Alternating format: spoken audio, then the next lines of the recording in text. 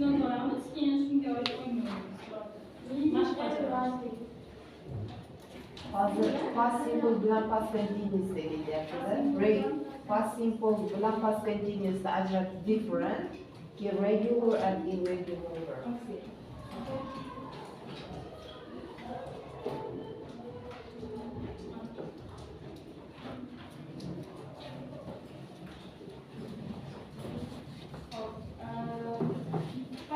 Past simple haqida kim menga aytib oladi? Formasini Past simple o'tgan zamon. Subject plus verb plus object. Subject plus verb ed or verb to, yani irregular verbs'dagi ikinchi shakli. Okay.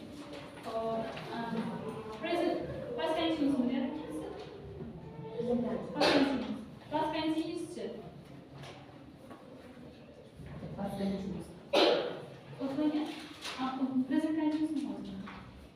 Past simple'da o'tdi, lekin baribir uni ham hali daxil nima qila olmayapti-da. Negative bilan question formda verbni adashtirib qo'yadi. Id qo'shiladimi? Unda ham didn't bo'lsa ham yana id qo'shib qo'yadi.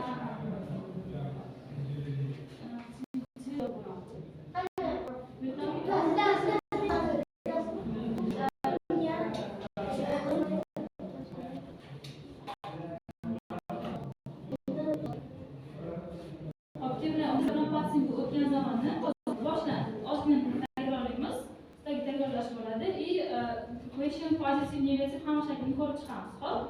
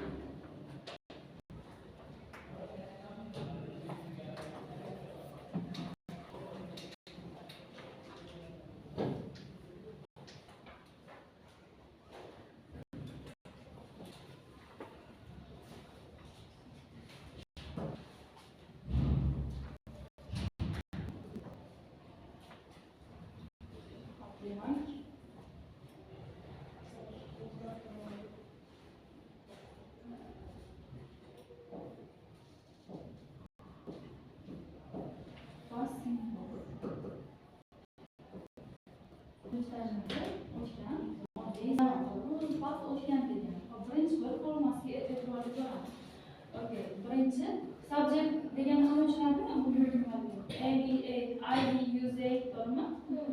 Bazasi shular. Hop, plus doim esdan chiqmasin, subjectdan keyin past simple'da verb keladi. Xuddi present simple subject plus verb to'g'rimi?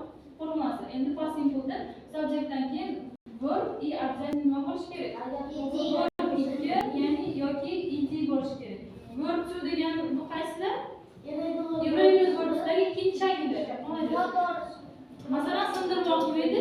Break the irregular verbs'da broke bo'ladi. Молодец. Break, broken verb. Xuddi shundagi ikkinchi shaklni ishlatamiz. Agar biz fe'limiz verbimiz bo'lsa, verb bu verb bo'lgani fe'l tushunsa, verbimiz agar noto'g'ri fe'l bo'lmasa, to'g'ri fe'l bo'lsa, biz unga ed qo'shib qo'yamiz. Hamma tushunadi-ya. Bu ed bilan objekt qo'shib qo'yamiz. Bu pozitivda plus qo'ygani pozitiv, hop, negativ qo'yishni so'rab qoladi. Shunga birorta gap tuzaylik. Negativmi? Yo'q, shunga subject plus verb idiga pozitiv. Masalan, kecha nima qildi? I played 4 games yesterday. Subject qo'ydik. Endi played 5 games. 4 games. Play fun Games.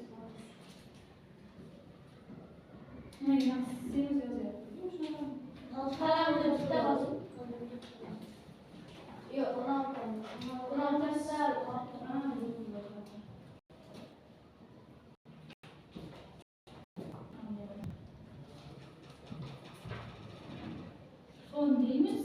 Yesterday.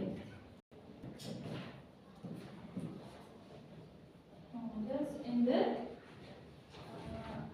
shu past simple'da minus yozamiz. Inkor.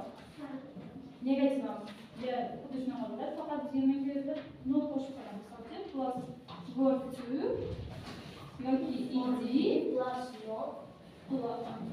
not plus object. Endi bu negativda to'g'rimi? Hop, endi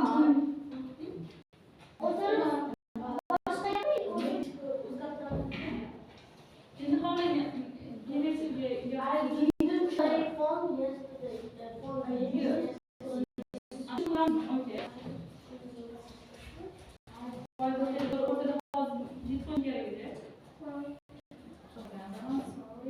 Subject plus Did did plus plus did not plus endi verb formda o'zi bo'lar ekan, chunki bizda nima bo'lyapti? Did bo'lyapti. Do bilamiz, did do'da nimasi? Ikkinchi shakli o'tgan zamon. Bizda bitta fe'l, birinchi kelgan fe'l o'zgarib o'tgan zamonga bildirish uchun undan keyin kelgan fe'lga bo'lsa hech qanaqa ed yoki verb ishlatmaymiz. Verb formda o'zi. Masalan, men kecha deraza sindirmadim desam, I didn't break broke bo'lmaydi, to'g'rimi? I didn't break bo'ladi. Okay, verb one object minus. didn't play phone games yesterday. Hozirgisini qilaylik. I didn't break the window. Derazani sindirmadim. I didn't qisqartmasini bilamizmi?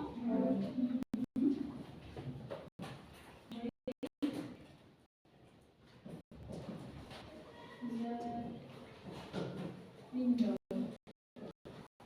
Endi question yo'qamiz. Endi question kim aytadi? Birinchisi aytadi. Subject news. Yo'q.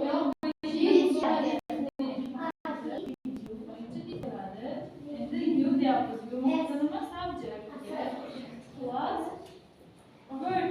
Endi savol verb yoki verb nimaga? Молодец. Demak verb bor. Plus object. Question shakli. Endi bunga gapiramiz. Did you draw a car last day? Молодец.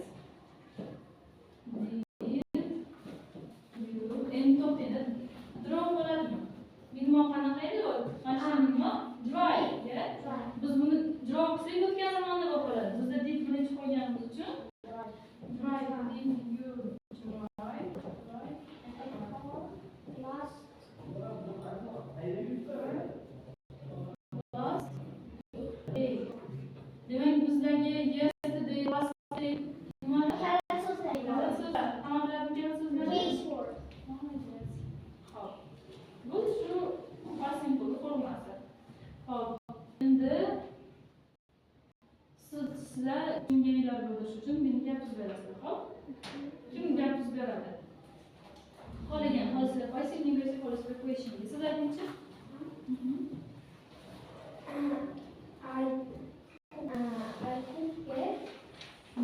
I cooked it and pizza and salad last day. Молодец. Siz. We went to the zoo park last Молодец. Hamma yaxshilargan shekilli. Yana kim? Siz qo'l ko'targanmisiz? Kelalardan. Siz ayting.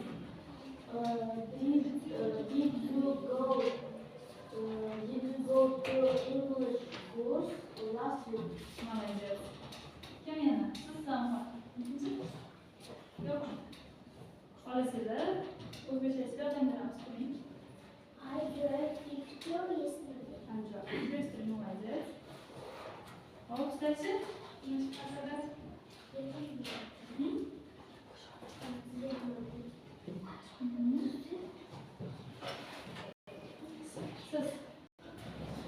Did he have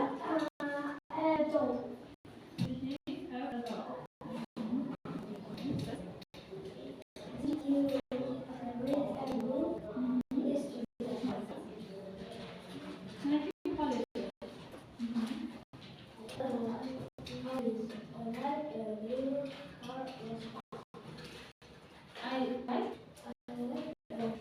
like what's the positive zaman bir falan. I like it. Min yok yani eder. Man yok yani. Aslında kim yok? I like it. The favorite. Okay. Oldu mu? Sıkıntı mı? Yok. Kaç yerimiz ne oluşuyoruz? Okuyacağız ne? Oradan kararız. Men kecha bitta yedim. O'z qilasiz. Birinchi nima qilasiz? Subject qo'ying. I. Endi yomon nima bo'ladi? Eat, ate, emas. I ate. Siz ayting tushunki? I ate pizza. Qachon? Yesterday. You last had this. Молодец. Yaxshi. Ularga qo'shilib. Ular qo'lida hammasi irregular chiqarib berganman-da. Endi ko'rikka qoladi. Ada ko'ra yaxshi, ada yaxshi. Ada yaxshi. Mana shu boshliqlarda farqlashayotgan olasiz. Xo'p, o'zingizlarga past simple bo'lgan bo'lsa-da, keling bilan o'tamiz. Qaysidir past continuous. Past so'zining perevodi qanaqa? Tarjimasi? Endi continuous-chi.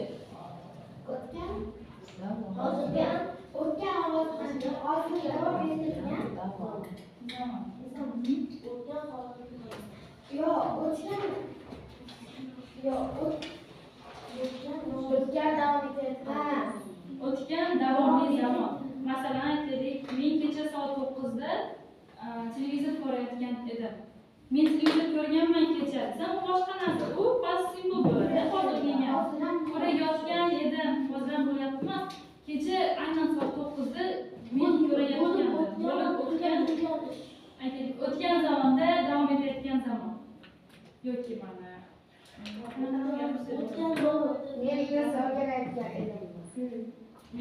masalan inglizcha masalan sen telefon qilganingda men uyga vazifa qilayotgan edim. Men hozir qilmayapman uyga vazifa, o'tgan zamonda qilyapman. To'g'rimi? U telefon qilganda. Shunaqa. Xo'p, endi Yusuf formasini yozishdan oldin biz eslab olaylik. Present continuous formasi qanaqa edi? Present continuous ya'ni hozirgi zamonda qilayotgan harakatlar. Masalan, biz hozir biz o'rganyapmiz. Formasi qanaqa edi? Subject plus verb ingdan oldin nima keladi? Object am is are. Ya'ni to be, молодец, am is are plus verb ing. Bu qaysi zamondagi present continuous ekan? Present hozirgi degani past o'tgan degan. Endi misol o'tgan zamonni o'tyapmiz. Qaranglar, faqat bitta narsa farq qiladi. Sizlar ham qarasin. Bitta narsa farq qiladi. Am is are o'tgan zamon qaysi? Am is are o'tgan zamon. Men o'qituvchiman. I am a teacher. Men o'qituvchi edim. I was a teacher. Yeah? Demak, am is are o'tgan zamoni nima bo'ladi? Was bo'ladi. Am is are degi, bu am is degi are degi were bo'ladi. Endi bitta shu farqlarni xolos biz. Past continuous'da subject plus endi am is are o'rniga nima qo'yamiz? Was or were. Was were plus verb ing. Ko'rdinglarmi? Chiqqan farqi yo'q. Shunchaki past o'tgan zamon qo'ygan uchun biz to be'mizni, am is are bizni was were yo'tkazib oldik. Masalan, men olma yeyapman. I am eating an apple. Men olma yeyayotgan edim. I was eating an apple. Nima farq qildi? Faqatgina to be farq qildi xolos. Hamma tushundimi? Xo'p, shunaqa joylashdi. Endi bu demak bizda pozitivdir, to'g'rimi? Xuddi shu gapni yozaman. I was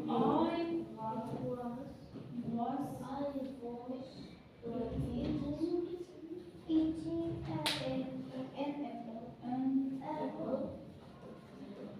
an apple. Endi biz nima aytamiz? Negativ bo'lamiz. Negativ Subject was were.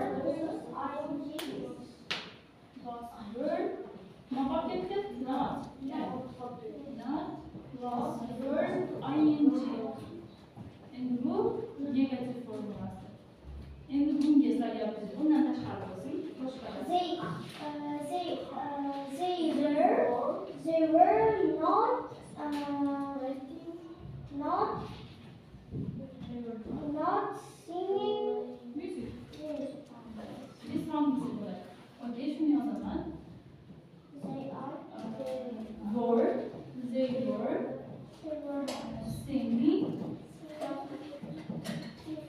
singing a song, really. Yeah? Sing a song. Not get word. They were bir zaman çıkar değil mi? Word. Singing a song. Молодец, Коля. And that was question you have. Question the main object was it? Was word. Was Lose subject. Lose are word ing. Молодец. O question.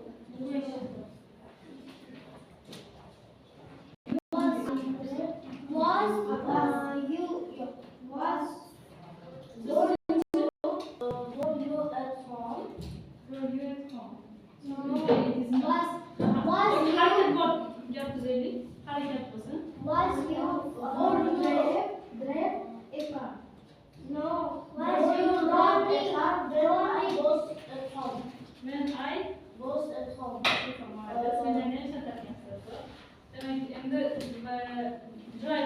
Driving var ya, aynı var. Okay, hayır ben söyleyeyim. Was you dedi ya, were you Driving. Driving at a car. when I Was at home. I was at home. oyunu siz şu yapıyorsunuz bir tercüme ediyorsunuz. Men uyda sen mashina haydayotgan Dediğim mesela güzel falan bırakmışlar işte. Güzel. Güzel. qachonki Qachonki. qachonki men uyda qaytdim sen mashina haydayotgan eding. Молодец. Masaya please. Okay. Okay. Tamam geçinler ya. Good. Hakem xuddi shu when so'ziyamki borib kelolmaydi. Aytganimda nima qilayotgan edik deb. Okey. Yana so'raymiz. Ikkita o'quvchi gap so'zlasa bo'ladi. Kim so'zlaydi? Shu qatordan.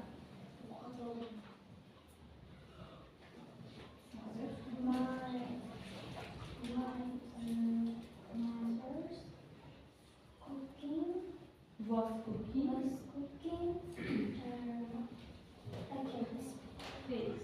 Молодец. Benim oyum kek pişirirken edi. Veriyorum doğru mu? Siz Were you swimming a lake? When I was at the beach. молодец. Hakem. Kaç kere?